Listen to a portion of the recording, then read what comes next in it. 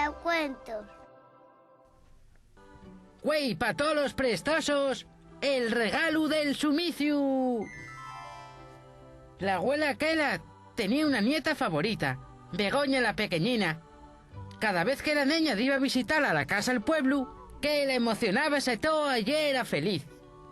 Les dos daban paseos, cocinaban y contábanse historias hores y hores. Y eso que Kela tenía más de 80 años y Begoña menos de 10. La abuela siempre fuera muy despistada y todo el tiempo perdía cosas. Cada vez que tresmanaba de qué, nunca era quien acordase onde lo punxere y decía: «Ni que lo llevare el sumiciu». Los pas de Begoña explicaron y había tiempo que el sumiciu era un trasgo que gustaba guardar todas las cosas que alcuentra.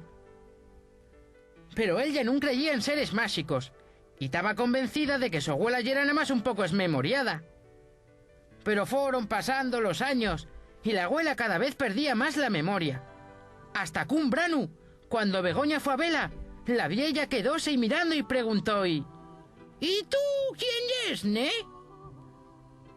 Begoña sintió tanta pena que corrió a esconderse a la panera. Cerróse dentro y empezó a llorar desconsoladamente.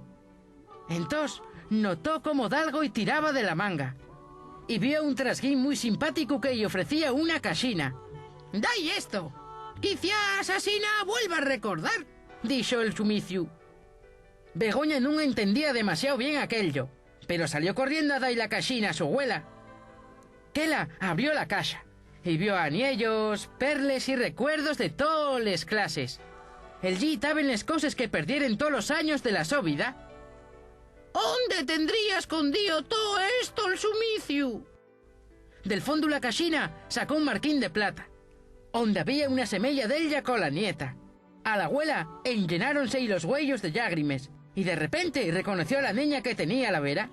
«Begoña, cariñín, ¿cuánto tiempo? ¡Dame un abrazo!» Y la niña, emocionada, obedeció con gusto. Después miró para el suelo, que estaba el trasguín mirándoles desde allí, y sonrió y agradeciendo y al sumiciu que guardare todos aquellos recuerdos. A ser bonos y muy felices prestosos.